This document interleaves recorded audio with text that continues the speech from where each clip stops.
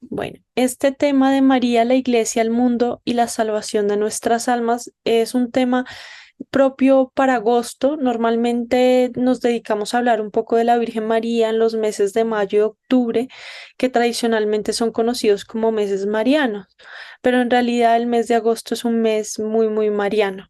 Primero porque tenemos una fiesta muy, muy importante de la iglesia, que es la Asunción de la Virgen María al cielo en cuerpo y alma, pero también tenemos el 22 de agosto María Reina. Entonces tenemos dos fiestas importantes en el mes de agosto y pues es importante reflexionar sobre ellas y reconocerlas como fiestas importantes para conocer más a la Virgen María. Para iniciar, quisiera básicamente compartirles quién es María con base en los dogmas, cuatro dogmas que la Iglesia ha proclamado sobre la Virgen María. Son cuatro de ellos que nos hablan de quién es ella. El primero es la virginidad perpetua de María, es decir, María permaneció siempre virgen antes, después y durante el parto. Este dogma fue proclamado en el 553 en el Concilio de Constantinopla, en el Segundo Concilio de Constantinopla, hace muchísimo tiempo, más de 1500 años. Muchos de estos dogmas, es importante decirlo, no, la Iglesia no los sacó de la nada. Sí, tampoco necesariamente es como una imposición de la Iglesia de decir es un dogma y en esto tenemos que creer, sino muchos de estos dogmas y otros concernientes a Jesús, a su vida, tienen que ver con lo que el pueblo de Dios, los creyentes, ya hablaban de quién era María. Sí, eso pasa mucho, por ejemplo, con la Asunción de María o María, Madre de Dios. Fue proclamado en un año determinado, en un momento determinado de la historia de la Iglesia, pero ya los creyentes la proclamaban así. Entonces la iglesia lo que hace con un dogma es como reafirmar después de un estudio minucioso. Como ven esto, por ejemplo, este primer dogma fue en un concilio, por lo tanto estaban todos los obispos reunidos con el Papa y se proclama este concilio. Fue proclamado especialmente por el emperador Justiniano, este primer dogma, pero así con los otros, o sea, fue después de una discusión. ¿No? Entre las autoridades de la iglesia de ese momento y se proclama un dogma. Y mucho es resultado de lo que el pueblo, de la tradición, de lo que el pueblo de Dios ya tiene en su corazón como una verdad. ¿No? Entonces, eso es importante. También el segundo dogma es María, Madre de Dios. Es con la fiesta que empezamos el primer día del calendario civil. Comenzamos con esta fiesta el 1 de enero, María, Madre de Dios, y es que nos explica que María es Madre de Dios por parir según la carne al Verbo de Dios hecho carne.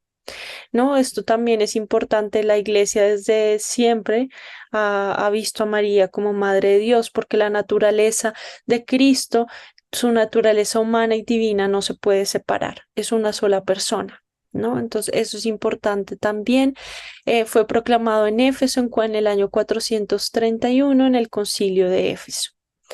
El tercero es la Inmaculada Concepción, que fue preservada, inmune de toda mancha de la culpa original, del pecado original. Este es conocido, es un poco más reciente, fue en 1854. La Virgen en Lourdes se aparece en 1858 y viene, por así decirlo, la Virgen María con la aparición de Lourdes a ratificar este dogma que la Iglesia había proclamado 4 años antes. Fue proclamado por el Papa Pío IX. Es muy bonito porque no sé si ustedes saben algo de las apariciones de Lourdes, pero Bernardita era analfabeta, ella no sabía ni leer ni escribir y ella hablaba un idioma local, el patuá, ella no hablaba ni siquiera francés, por lo tanto ella no podía ir ni siquiera al catecismo porque el catecismo era en francés. Entonces lo que la Bernardita sabía, ella sí sabía sobre la fe, pero sabía por la educación en casa. Ella sabía rezar porque sus padres la enseñaron a rezar. Ella practicaba su fe, iba a la iglesia, pero no era una persona instruida ni catequizada. Entonces, cuando la Virgen se le empieza a aparecer y el párroco le pregunta que quién es ella y ella pues no sabe responder porque la Virgen no le ha dicho su nombre, em, ella le pregunta y la Virgen le dice, yo soy la Inmaculada Concepción. Bernardita se va corriendo a la casa cural y se va repitiendo en su mente, yo soy la Inmaculada Concepción, yo soy la Inmaculada Concepción, para que no se le olvidara, porque ella no entendía qué significaba. Sí, para ella no era un término común, no era un término que ella conociera, precisamente porque la gente común, y más en esa época, tampoco era que se le compartieran mucho esas cosas. O sea, era la catequesis normal de la iglesia, pero pues no se preocupaban por explicarle como al pueblo común o a gente muy sencilla el dogma de la Inmaculada Concepción. Y no había Facebook, ni redes, ni YouTube que como que difundieran esas noticias. Se enteraban los sacerdotes, los obispos, la gente, pues las autoridades. Entonces ella nunca lo había oído nombrar. Ella va repitiendo eso en su mente y cuando le dice al párroco, pues él se sorprende mucho porque él sabía que ella no sabía qué significaba eso. Y es como que la Virgen vino a ratificar lo que la iglesia ya había proclamado y se presenta como la Inmaculada Concepción, que nosotros seguimos celebrando el 8 de diciembre. Y el cuarto dogma de la Virgen María es la asunción de María al cielo en cuerpo y alma. Entonces, este fue proclamado en 1950 por el Papa Pío XII en una bula papal. Estos dogmas es muy importante saber que son cuatro y son de la Virgen María y son verdades de fe. Cuando la Iglesia proclama un dogma, nos asegura que es cierto, que es verdad lo que está proclamando. Y cuando una persona no cree en esto, por ejemplo, hay católicos que desgraciadamente no creen en la virginidad perpetua de María, por ejemplo. Cuando una persona declara que eso no es verdad, automáticamente cae en la apostasía, ¿no? Y entonces ya no se puede considerar católico. Todos los dogmas son fundamento de nuestra fe y son muy importantes creer en ellos. A veces no los podemos entender en su plenitud con nuestra razón humana, porque son en gran parte un misterio, pero sin duda la iglesia también lo explica. Otra cosa es que nosotros se nos haga imposible y no queramos entender, ¿no? Porque si quisiéramos profundizar en cada uno de los dogmas, pues encontramos los documentos oficiales de promulgación de esos dogmas y podríamos estudiarlos y seguramente encontraríamos que tienen sentido. Pero bueno, hay gente que simplemente pues no cree en ellos, ¿no? Eso también pasa dentro de nuestra iglesia. Pero es importante saber que son cuatro los de la Virgen María. Y quería compartirles esta cita, que es, he aquí que una doncella está encinta y va a dar a luz un hijo y le pondrá por nombre Emmanuel. Sabemos que la Virgen fue profetizada desde el Antiguo Testamento, no solo por Isaías, sino también por otros profetas, y se sabía, los judíos estaban esperando esta Virgen que sería la madre del Salvador, del Mesías, ¿no? Es un misterio todo este plan de salvación que se cumple en la Virgen María, que lo podemos también leer y ver en el Magnificat, ¿no? Eh, Desde todas las generaciones me llamarán bienaventurada, porque el poderoso ha hecho obras grandes en mí. O sea, ella estaba profetizada desde siempre. Ahora, María como madre de la iglesia. Es muy bonito. En 1964, en la tercera sesión del Concilio Vaticano II, se proclama María Santísima con el título de Madre de la Iglesia. Ahí explica muy bien el Santo Padre Pablo VI que este título simplemente se hace la proclamación, pero que ya los creyentes desde mucho tiempo atrás hablaban de que María era madre de la iglesia. Y es muy bonito este título porque ella acompaña a la iglesia y cómo la acompaña también a través de sus apariciones en el mundo. ¿no? Cada aparición en un tiempo determinado, cada aparición en una época del mundo y también en una época de la iglesia determinadas con un mensaje especial, con un carisma especial. Y la Virgen de esa manera acompaña a la iglesia, pero también es importante decirlo que acompaña a la humanidad. Entonces, nosotros pues conocemos muchas de las apariciones locales de nuestros países o también otros milagros de la Virgen María que se convierten en santuarios. Por ejemplo, aquí en Colombia, nuestra patrona es Nuestra Señora de Chiquinquirá y es una basílica en un pueblito cercano a Bogotá y no fue una aparición, fue un cuadro que se renovó y han habido muchos milagros. Ella, por ejemplo, es nuestra patrona, no es una aparición, pero así hay muchos milagros en el mundo entero y muchas apariciones. Marino muchas veces habla de esto y él dice que ella es la embajadora más frecuente del cielo en la tierra. ¿No? Entonces ella sigue participando de ese plan de salvación de Cristo y es enviada por el Padre Celestial, es enviada especialmente por el Padre Celestial.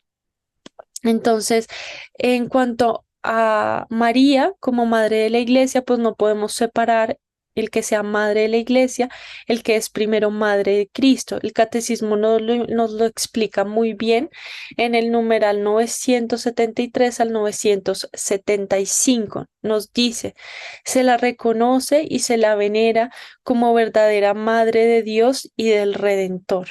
Más aún, es verdaderamente la madre de los miembros de Cristo, porque colaboró con su amor a que nacieran en la iglesia los creyentes. Pues no hay necesidad de ir muy lejos para leer entre líneas en las Sagradas Escrituras de que María acompañó la iglesia naciente. Ella acompañó a los apóstoles cuando Jesús ascendió al cielo, permaneció con ellos. De hecho, vivió con Juan. Entonces, con San Juan. Entonces, ella acompañó esa iglesia naciente. Eh, los padres de la iglesia, los santos, a través de los siglos han hablado muchísimo de María. Y no es descabellado pensar que los mismos apóstoles recurrían a ella todo el tiempo. O sea, todos sabían quién era ella, en Judea todos sabían quién era ella, ¿no? Entonces, ella era esa presencia amorosa, fiel, esa presencia silenciosa, pero al mismo tiempo, pues una presencia muy poderosa, muy fuerte en medio de la iglesia naciente. Y ahora, pues con sus apariciones a través del mundo, nos sigue acompañando en la iglesia que sigue caminando por este mundo. Ahora, María en su papel en el mundo y la salvación de nuestras almas.